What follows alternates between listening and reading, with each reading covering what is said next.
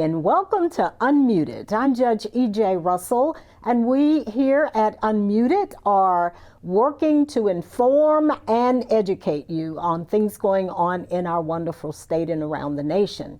Unmuted will feature a variety of guests, including politicians, community leaders, entertainers, decision makers, and others addressing news, breaking issues, and compelling concerns to the community and nation. If you would like to contact us, please send an email to unmuted@myyahoo.com.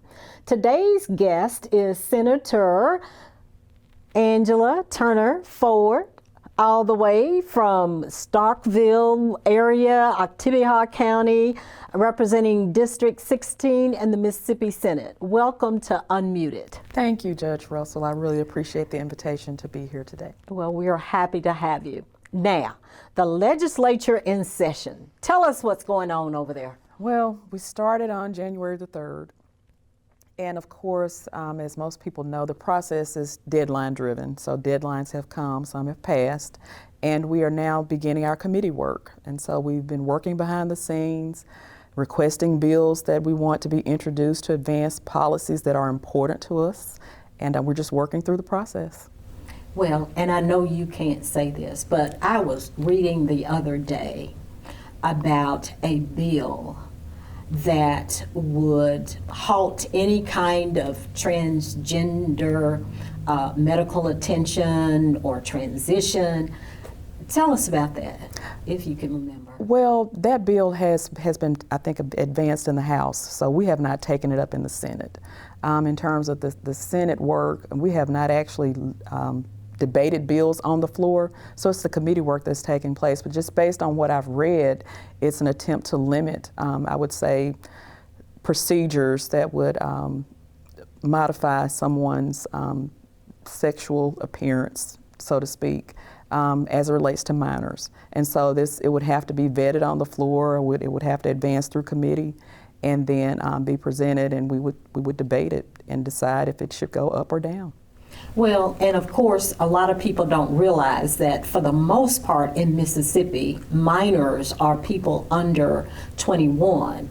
So would that bill address the under 21? Because I've heard something about 16-year-olds maybe having an option to do something. And if you don't know, I understand. And let me help my audience to understand too, that a lot of times you guys are dealing with 2,000-3,000 bills that have been introduced. So I may ask you about a bill and you may not know about it, but it's an impossibility for you to read all of that stuff. Right, and I don't want to speak out of turn, so I have not specifically read that particular bill.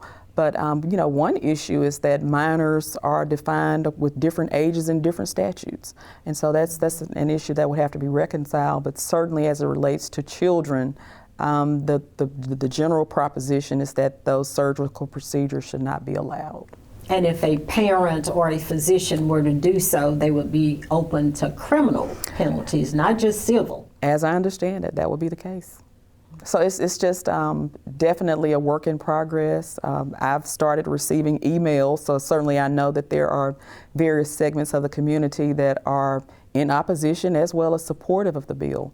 And those committee members that it's going to appear before, they would have the opportunity to debate it. And on the floor, I'm not on the committee that would likely handle it, and that's I want to provide that caveat. But my position would be made by way of my vote. All right. That vote is a powerful thing, isn't it? Absolutely. But with that being said, talk to us about the demographics in the Senate specifically. Well, in the Senate, we've been operating under a supermajority for a number of years, and so it is really a majority Republican. Supermajority. And in addition to that, we have about, I think, maybe 16 Democratic senators. The remainder would be Republican, and so it's just really difficult for us, I would say, as Democrats, members of the Mississippi Legislative Black Caucus, to advance a lot of our policies. And certainly it's nearly impossible if we don't work together. So we just have to try to make sure that we come to common ground as a minority party to advance those issues that are important to us. And that's 16 out of 52 in the Senate. Correct. correct. And you were talking about the Mississippi Legislative Black Caucus, and you are the chair of that body this year. I am. Okay. Tell us a little bit about that role and what y'all do. And so in addition to this, we mentioned 52 members of the Senate, but we have about 53 members, black members, African-American members that serve in the House and the Senate. Mm-hmm. So our caucus consists of members in both chambers.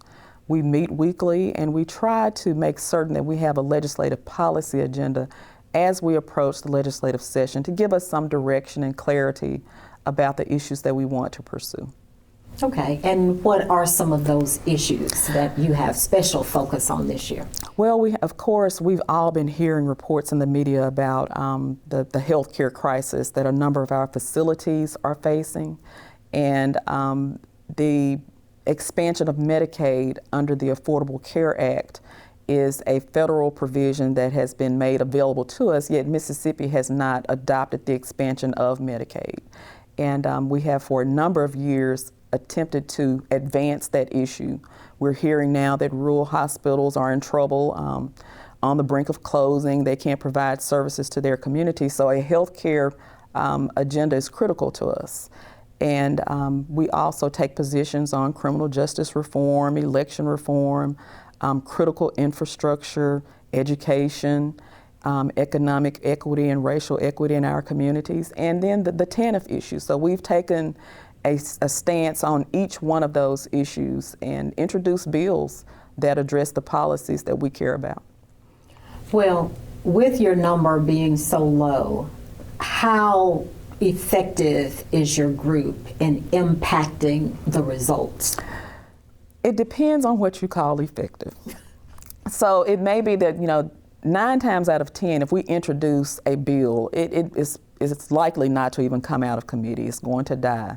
So we have to be, I would say, innovative and try to identify opportunities to amend legislation that may be going forward, to incorporate our policies, to speak out on issues of importance if that measure is before the House or the Senate. So we have to take, I would say, a unique approach to advancing our process. But no, if we're just hoping that our bills that as introduced will be passed, that's likely not to occur. It will not occur. It has not. I will be frank. It has not. It has not. But let's kind of unpack some of the legislative issues that you just spoke about, starting with Medicaid. What's your argument for the expansion of Medicaid? It's first of all, as I understand it, with the expansion of Medicaid, if we were to expand, which would be to increase the eligibility of really to protect those people who are considered to be the working poor.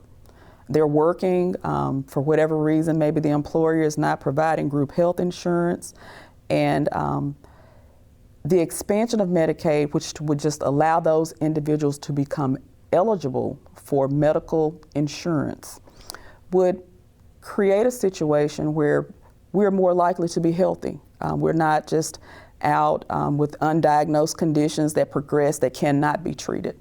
It's providing an opportunity for preventive care and for management of our healthcare issues.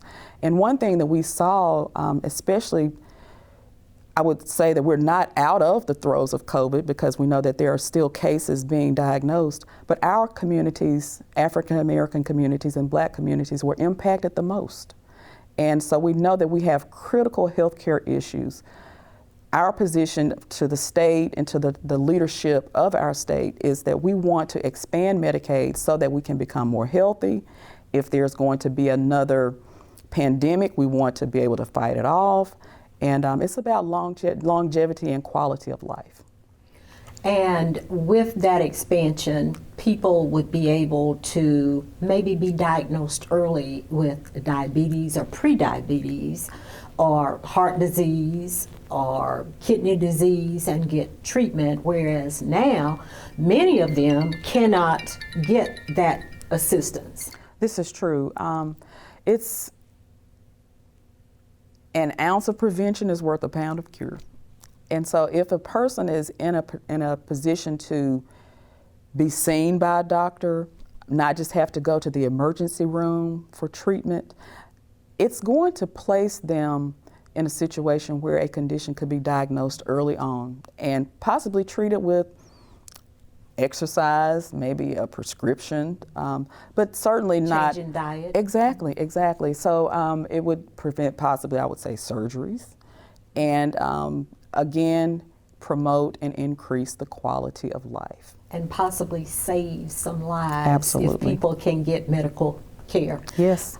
So we're going to talk a little bit, if we can, about the postpartum part of the expansion of Medicaid, because I know that there is some discussion about possibly taking that measure up and doing something. I've just heard some rumblings and had a couple of conversations.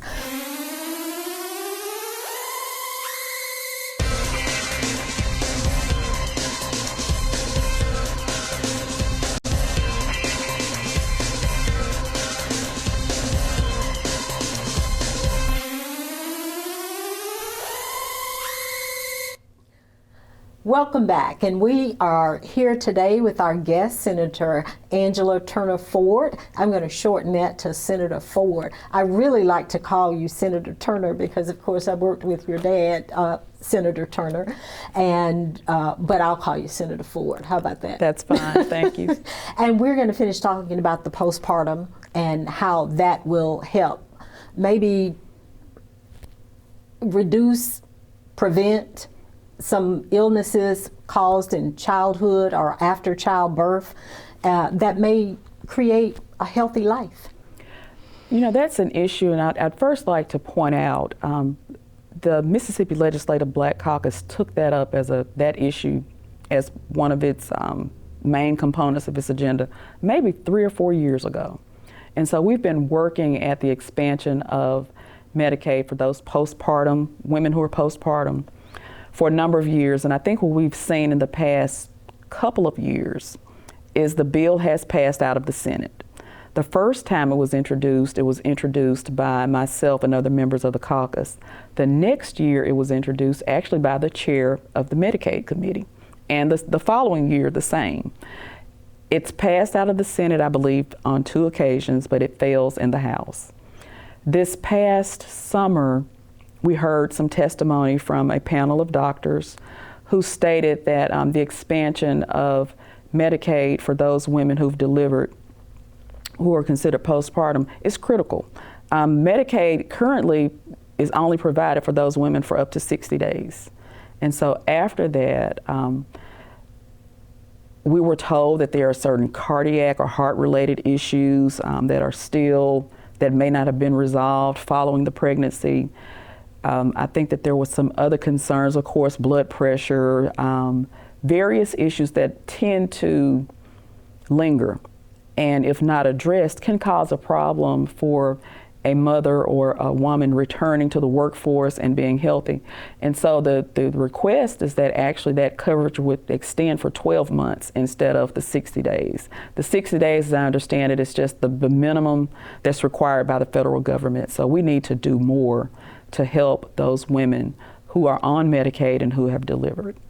Well, and you would think that our legislature would be more supportive of such a measure, especially since our Attorney General, with the full backing and support of our 87% male legislature, filed the lawsuit that overturned Roe v. Wade, and they are about life, but it doesn't seem that they are taking actions to preserve and protect life of the mother.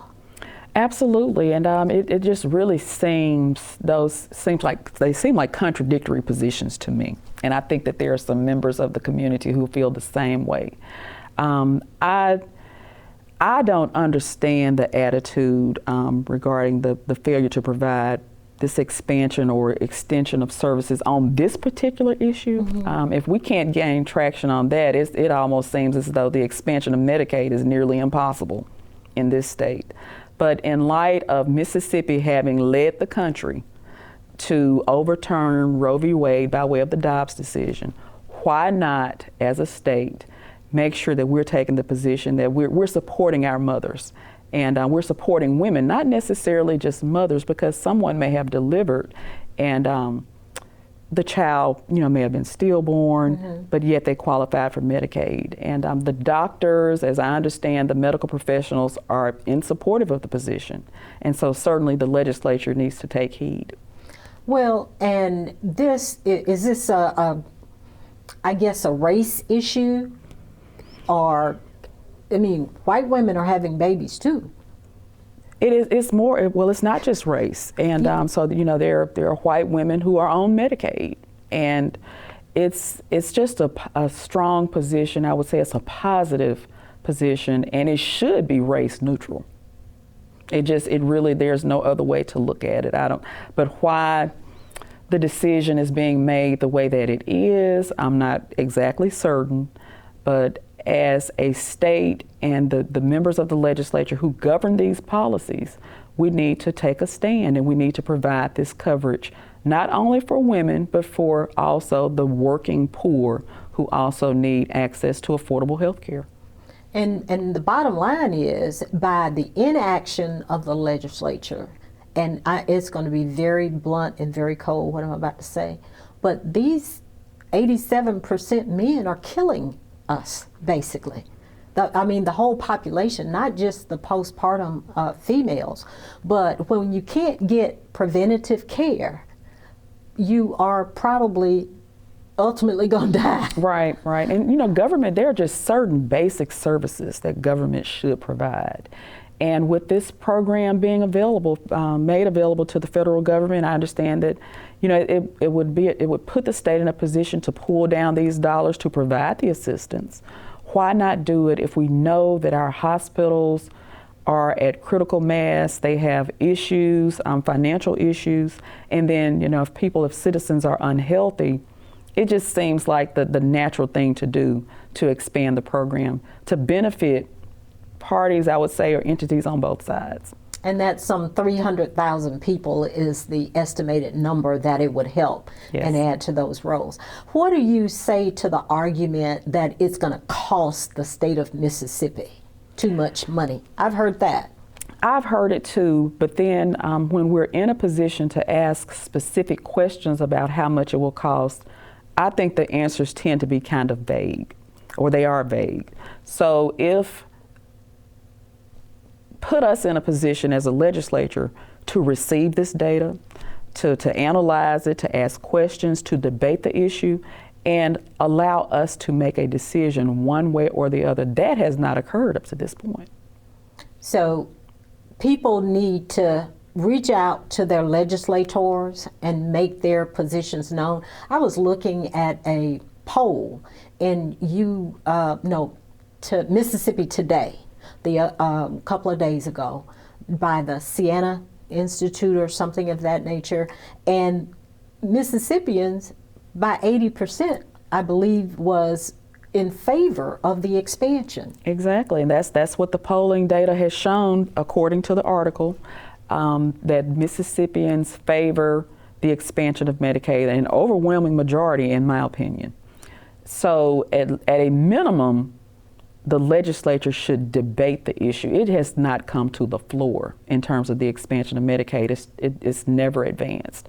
We're just, out, I would say, addressing the issue in the community, every opportunity that we can, but it needs to be put to a vote. It needs to be put to a vote. And if you listening to us today, watching us today, want to vote, call your legislator. Absolutely. Call your legislator and tell them how you feel about this issue. And that's part of what Unmuted is all about, is to educate and inform so that people can ask the right questions, but also hold your legislators accountable. Right. Let's talk a little bit about the criminal justice reform issues. Are there any burning ones that you guys are taking up in the legislature? I've heard a report earlier today about some bills that are moving through the process. I would say instituting minimum sentences for various crimes. One particular bill that came up in committee it addressed theft of an automobile. And there was a tiered process that was introduced in that legislation based on the penalty would correlate with the value of the vehicle. And I don't know how far that's going to go. You just really never know which criminal laws are being advanced and who's introducing them until you see them. Of course, they've been filed and we have access to the website, but that changes from year to year. So I understand that the community should be protected, and we do not want to condone unlawful activity, but I think that we should also be reasonable in our approach. We don't want to hamstring our prosecutors, they need a set of facts and they need laws that they can work that Right. make sense. Well, and I kind of took me aback for a moment when you talk about a tiered process based on the value of the car. Then what does that mean? To me, it means that if I am wealthy enough of a citizen in Mississippi and I can afford to drive a Mercedes or Tesla, then you get more time for stealing my car than you do if you take someone's Volvo or Maxima or Ford or Chevy. As proposed, that would be the effect of the bill. So we're creating a whole different kind of caste system. And then when you think about it, that really is how it comes across. And it's difficult to fathom how all of this is going to work and why we even think it's necessary. And when I say we as a body, a Right. legislative body. And are there bills out there to restore the voting rights of individuals who have been prosecuted, and are they getting any traction? To the first part of your question, yes, there are bills. Traction, that remains to be seen. Will they? I doubt it. It's just when those types of bills are even discussed, it becomes apparent that they will not be brought up in committee. But I don't want to be pessimistic, but until the deadline passes, I would assume that there is opportunity, but it's just in the past, no, those bills have not been well received. And that kind of restoration of a person's right to vote would help all people who have been convicted of those felonies, right? Correct. Our position has been regarding the restoration of the right to vote. If a person has been incarcerated, they've served, he or she has served her time, they have re-entered society, why not allow them to vote? They're still likely paying taxes, working, having to perform certain functions. They're a part of society. They're contributing. Why don't they have a right to decide who governs them and which laws govern them? So once We're going to have to take a break.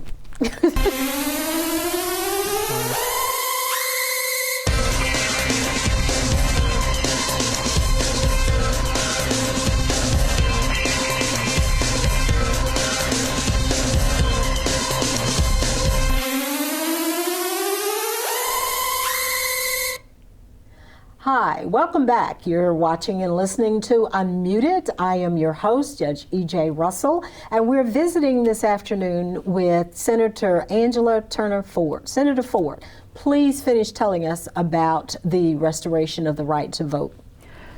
With the restoration of the right to vote, if these individuals who have served their time, they're no longer confined to any type of penal institution with the Department of Corrections, they should be allowed to register to vote and participate in the electoral process. They should have the opportunity to decide who represents them on the municipal, county, state, and federal levels. And that's a position that me and my colleagues, I would say as members of the Mississippi Legislative Black Caucus, have advanced for a number of years. And we hope that sometime in the near future, that issue will gain some traction. Well, I wonder if it would get a lot more attention if you introduced a bill where those people who had not gotten their right to vote back would not have to pay taxes.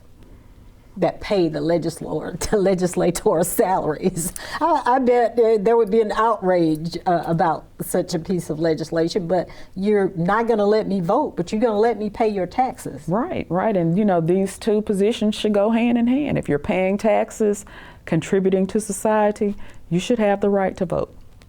To decide how basically your funds, your tax dollars are being spent and being used. Absolutely. All right. On taxes, what is the position of the caucus on the income tax issue? Or is there a bill on grocery tax too? I believe that there is a bill on grocery tax. We did not specifically take a position on income taxes, and I don't know what is being proposed. I've just heard in some passing conversations that there will be efforts to reduce, or if not totally eliminate, the state income tax. But we also know at the same time that many Mississippians have needs that the state is not addressing. Public schools, for instance. We've mentioned health care. There are certain services that government should provide. We should have passable and safe roads, highways, and bridges. And all of those issues can be addressed by the collection of taxes. And so if we continue to further cut and erode our tax base, the question becomes, how can the state of Mississippi provide these vital services? And I believe that the response would be that it cannot. Is there a proposal of how they're going to replace that money? I have not heard of any such proposal. I think that, maybe the view is, boosting or bolstering the revenue of the state with the reduction of the state income tax that makes the state more palatable to businesses and individuals who might want to move here. But it remains to be potholes. Well, that too. Sorry. Well, not that, just that, but our policies and our education. Exactly. So individuals who might consider moving to Mississippi are going to look how we handle some of these social issues, I believe, and I would say also the economics of the state. And it's just, I don't know how a family would reconcile those issues if they're concerned about how their children are educated. How the roads are, how passable are the roads? Is it a healthy community? Those are all issues I would imagine that a family could move here would consider. You're so right. I know you brought some information for us to talk about. You want to tell me what is burning that you want to talk about? Because I think I've talked to you about some of the issues on my plate. Well, it's really, we've really touched on a lot of them. It's just trying to advance some of the quality of life issues that impact not only African Americans or Black people, all segments of Mississippi. We know that we're one of the unhealthiest states in the nation. We know that we're having to make gains and strides in the educational arena. We know that Jacksonians are having a problem with their water issues. We know about these critical issues, and each policy that we have decided to stand on and advance, and I know that I'm being redundant, but I think it's important, we are addressing quality of life issues. And I don't believe that we have the luxury of ignoring that year after year. But we continue to do so. We do. I mean, the poor get poorer and the rich get richer in Mississippi. Absolutely. And the rich don't seem to care about the poor.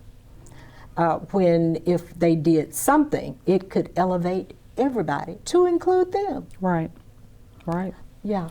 So talk to us a little bit about your conversations you hear in the hallways about this capital improvement district and how it seems to be just morphing more and more outward, taking up more of the city of Jackson under its umbrella, expanding their powers. They're even talking about having their own court system, that the citizens don't even get to select the so talk to us about that. Now, you know, I have that bill. I know you're an attorney. I am. Too, I have not seen that bill, but I've heard about it. And it's my understanding that that's a bill that's pending in the House. Our judges in the state of Mississippi are elected. I do not understand this concept of appointing judges in the Jackson area or Hinds County, basically taking the authority away from the electorate. I certainly do not approve, and I know that many of my colleagues, if not all of them, in terms of the Democratic Caucus and the Mississippi Legislative Black Caucus, I don't think that any of them support that proposition. I'm not really even sure what the impetus is, what that's about, but our judges are elected. That should remain the same. That's a constitutional provision. I'm just not aware of how that was fashioned or crafted. Well, look, and looking at a piece of it, though, I mean, and they're expanding. It started out to be just a small part of the city of Jackson. That has grown larger, and that part of that proposal is to expand it even further to take in more of Northeast Jackson, not Northwest Jackson, but Northeast Jackson. And the majority of the people in the Northeast Jackson are not in the poor and neglected categories. And then everybody within that district would have these appointed judges.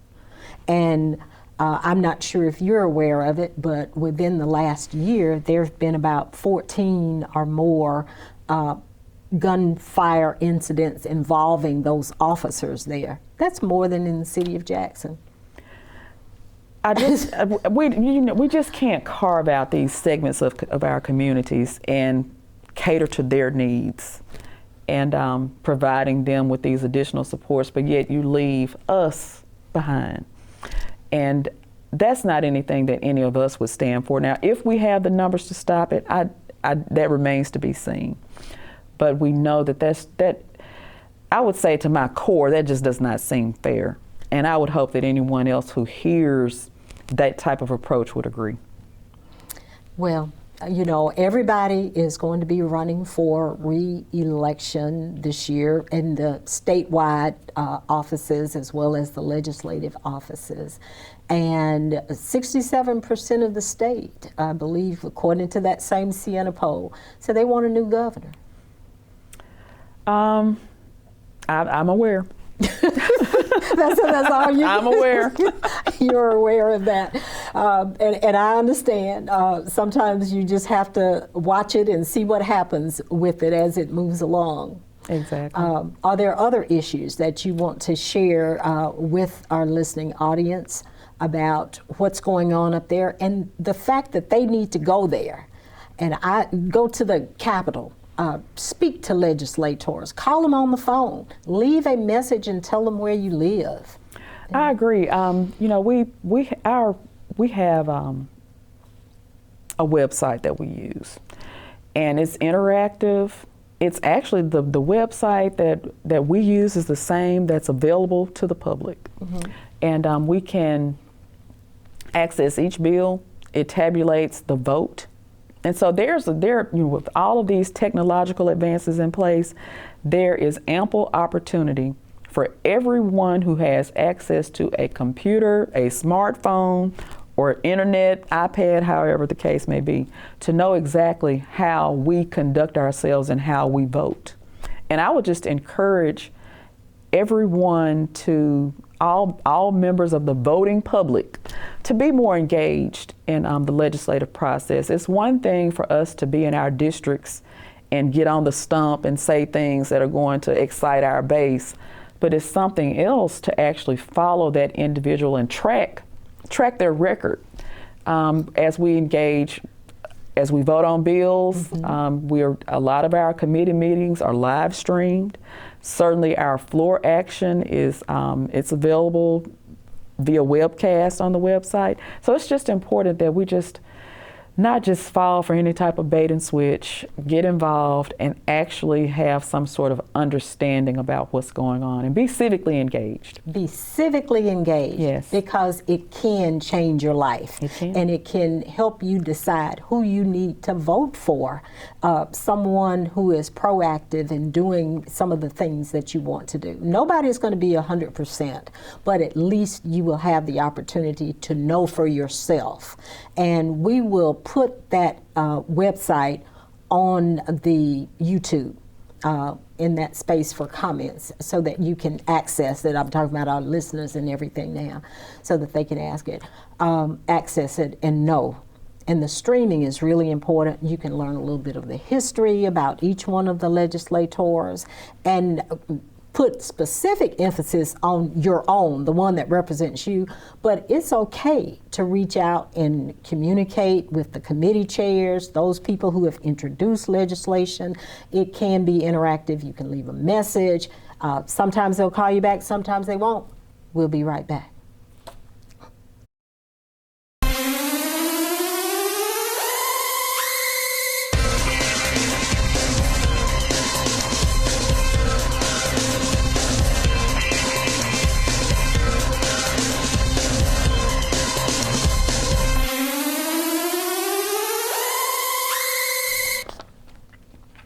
Hi, and welcome back. We are talking with Senator Angela Turner Ford. Senator Ford, we are so pleased that you have come to Unmute It today to just talk openly about many of the things that are going on in the Mississippi legislature. And I want us, before we run out of time today, to talk about the TANF issue. And let's remind people of what the TANF issue really is. Well, the TANF program, TANF stands for Temporary Assistance for Needy Families. And these are funds. Say that again. Temporary Assistance for Needy Families. All right. Thank you. TANF. And we toss around these acronyms, and sometimes people don't know what they mean. Right. But that's a program where federal funds are dispersed to the state of Mississippi, to the Department of Human Services, and it's for the purpose of allowing individuals to be trained, to provide them with the temporary assistance that they need in order to transition into a better life, a better way of living. And what has occurred here in the state of Mississippi is those funds were misappropriated, stolen,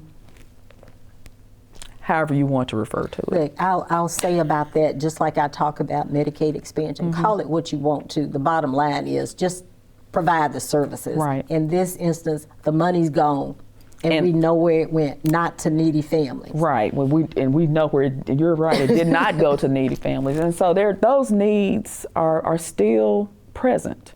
There were grantees or sub-grantees who were willing and available to provide assistance to these families by way of programs that were in place. They were not funded. So, what do we do to put, I would say, the state in a position where this doesn't happen again? And so there are various policies that have been introduced to make the program more effective. There have been proposals for oversight of the TANF monies that would actually come from a legislative committee. There have been proposals for, I would say, a governing board where various individuals would be appointed by different members of state government, state leadership.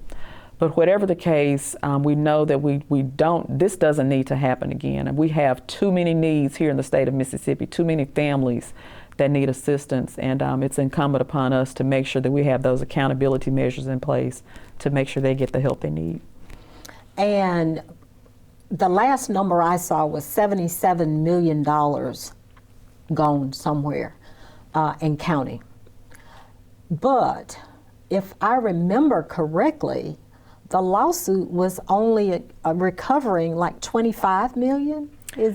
Am I thinking right? I believe so, and I think there have been maybe some amendments to the complaint, and I mean, you hear rumblings that other defendants may be added. I'm not exactly sure, but as it relates to the oversight that the legislature can provide. We're responsible for appropriating the budget for the state.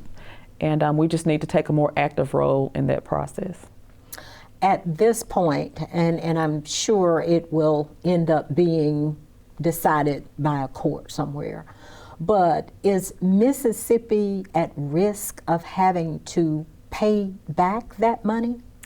And if so, I mean, where is it going to come from? I don't know, and I don't know where it could come from. And I think that there's also we talk about paying back the money, but the needs of the families that were not addressed from what has already been taken. They're so even that's further. A double need. I think so. I mean, they're even further behind. Just imagine if the citizens of Mississippi that need the funds actually receive them, how much better their lives may be, or may have been, had they received it. But it's a debacle, I would say, at the very least, and I don't know how we're going to recover from this. I just, in some segments we get to move on as if, with business as usual, but we just cannot overlook that there are segments of our population that are not receiving the help that we know. We know their plight, we know the problems that they have, and we're not really addressing getting them to a point where they can advance. And then we're going to have to pay back to the federal government possibly $77 million. I just hope there's a way to work around that. Maybe if we can put certain safeguards in place, they will be a bit more lenient. But I don't know. Well, education. Where are we in terms of fully funding education this year?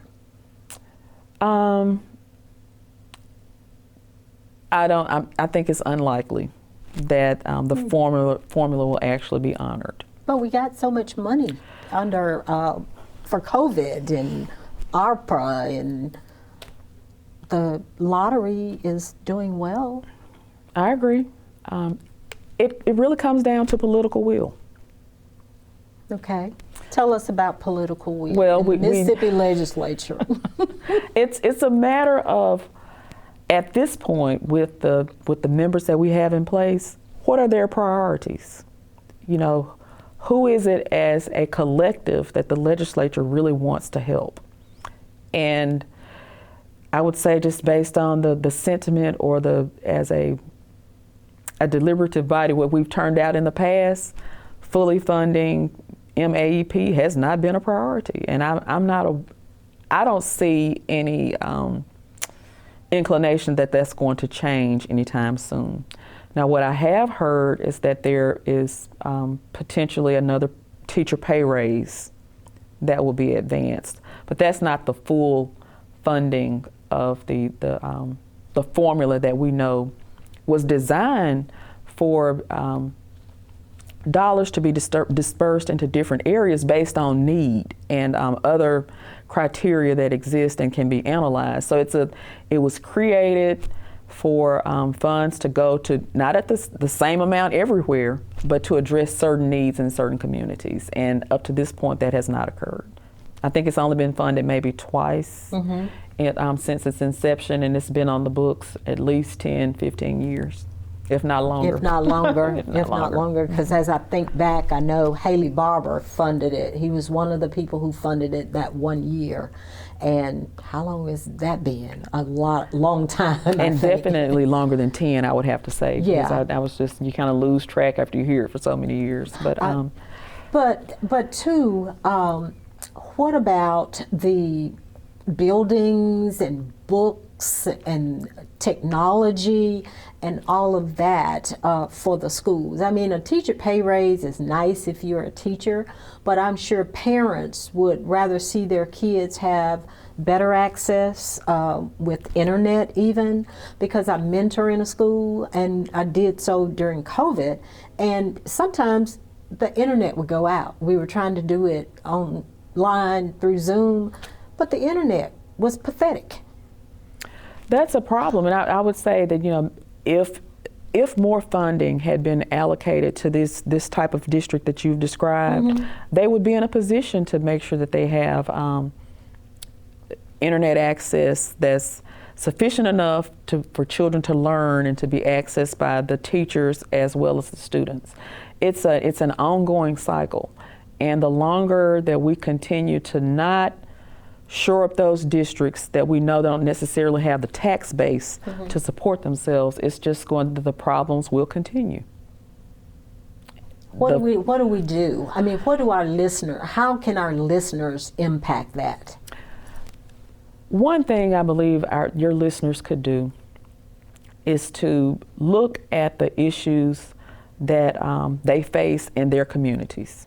And if they don't like what they see, take the time to research how his or her senator or representative are voting.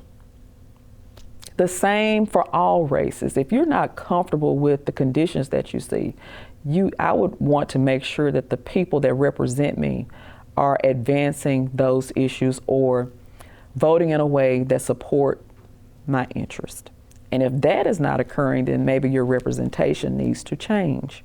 But if you're satisfied with the roads and the bridges in your community, if you're satisfied with the access to health care, if you're satisfied with the capacity of the internet in your children's schools, then by all means, you have nothing to complain about. But if you're not, take a stand and vote for change.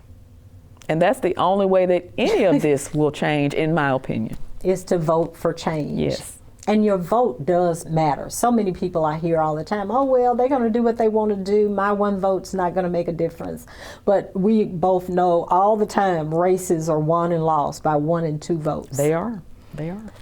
So please, please, please get engaged in the process. Be active in your communities. Go to a school board meeting. You know, see what your school board is talking about, because I'm sure that they bring up issues that may be important from a statewide perspective. When, you know, the State Department of Education makes new rules and those kinds of things, they bring it back and maybe talk about it for a minute. And it's nothing, I think it's also critical. It's good for your elected officials to know that you care. That helps keep them accountable. And you mentioned the school board. I think the same applies on the city or municipal level. The same applies with our counties. You know, we have supervisors that represent us. So it's not all just about what takes place in Jackson. We have governing bodies in many areas. So I'm going to give you about 30 seconds to have any parting words. We are early in the process. I cannot stress enough, get engaged, understand, try to have some sort of idea about how these people that represent you, how they're performing. And it's good to hold us accountable, myself included. Well, I thank you so much for being here with us today, Senator Angela Turner Ford. Tell me all of your counties, because I know Octibbeha up there. My home. We may have to go. Okay. My home county. So. My home county is Clay, and then I represent Lowndes, Octibbeha, and Noxubee counties. Okay, great. Thank you for being here with us. Thank you, Judge Russell.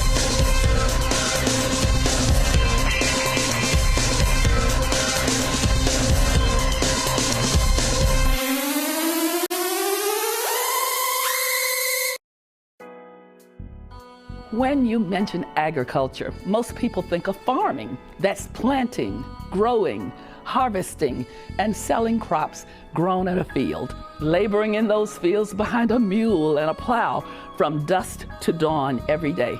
This vision is a big misconception and could not be further from the truth. According to the United States Department of Agriculture, USDA, the agricultural industry and related industries provide 11% of jobs in America. In 2017, it was reported that 21.6 million Americans were employed in the agricultural industry. Women and minorities are underrepresented in those numbers, and we encourage you to consider agriculture as a career. While farming may be the cornerstone of agriculture, the overall world of agriculture is highly innovative and is so much more than just farming. A new generation of agricultural professionals prepare to take on the science, technology, and management that exist in the world of agriculture. Jobs in agriculture are segmented into 7 basic categories, which include plant science, natural resources, food science, ag business, ag mechanics, and technology. In those categories, you can find individuals working as landscape designers, publicists, foresters, plant doctors, journalists, accountants, veterinarians, farmers, ranchers, lawyers, engineers, pet groomers, loggers, agronomists, zoologists, wind turbine technicians, researchers, policy analysts, food safety, drone pilots, robotics, and the list goes on and on and on. Let us take a moment to hear from a few of those professionals who work in ag. I am Dr. Cindy Ayers Elliott, CEO of Footprint Farms, a 68-acre urban farm and ranch here in the city of Jackson. I hold a degree in Business Administration and Finance and a degree in Economic Development from the University of Massachusetts Amherst, and a PhD from the I Love Jackson State University in Urban Management and Higher Education. I've worked 26 years on Wall Street, traveling the world, and today I'm a full-time farmer, growing a varieties of specialty crops and raising livestock. Hi, my name is Bill Evans, and I'm the Director of Development and Chief Horticulturist at Biosoil Enhancers in Hattiesburg, Mississippi. I've worked in vegetable crops for almost 30 years now, running university research farms in Ohio and Mississippi and doing applied soil and crop research. At Biosoil Enhancers, I write grant proposals for field research projects. I also conduct research and farm demonstrations on how bacteria and fungi can help plants get more nutrients from the soil and help conserve natural resources on farms. Hello, I'm Tanya Gray Jenkins. I'm the publicist and social media director for Footprint Farms. I hold a Bachelor of Science degree in computer science from Jackson State University. As a publicist, I generate publicity through the use of techniques in advertising, marketing, and public relations. My primary duty is brand development through social media. As the social media director, I manage the company's online community by reading customers' comments, answering questions, and actively engaging the audience. Hi, my name is Dr. David K. Powell. I attended Jackson State University for 2.5 years as an undergraduate, majoring in biology before transferring to Tuskegee University, where I was accepted into the veterinary medical program, becoming a second-generation veterinarian to graduate from Tuskegee's program. I have also served in the military as an Army veterinary preventive medical officer and as a supervisory public health veterinarian with FSIS USDA. My name is Dr. Kara Woods, and I serve as the research analyst at the Socially Disadvantaged Farmers and Ranchers Policy Research Center that's housed at Alcorn State University. I have a PhD from Tuskegee in Public Policy and Development. I manage all the research that's funded at the Policy Center to make sure that farmers get what they need in the Farm Bill. Hi, I'm Captain John Martin with the Jackson Fire Department, and I do social media marketing. Social media is an essential component of farming because social media closes the gap between farmers and consumers. Social media marketing helps bring awareness and visibility to surrounding communities and abroad. Your average produce will have traveled at least 1,500 miles before entering your local grocery store. Social media marketing allows consumers to be informed and access better quality food in their local vicinity. Wow. It's so amazing seeing people connect and interact with local farmers via social media. As you can see, agriculture offers endless career possibilities with endless opportunities for exciting, fulfilling, and profitable careers.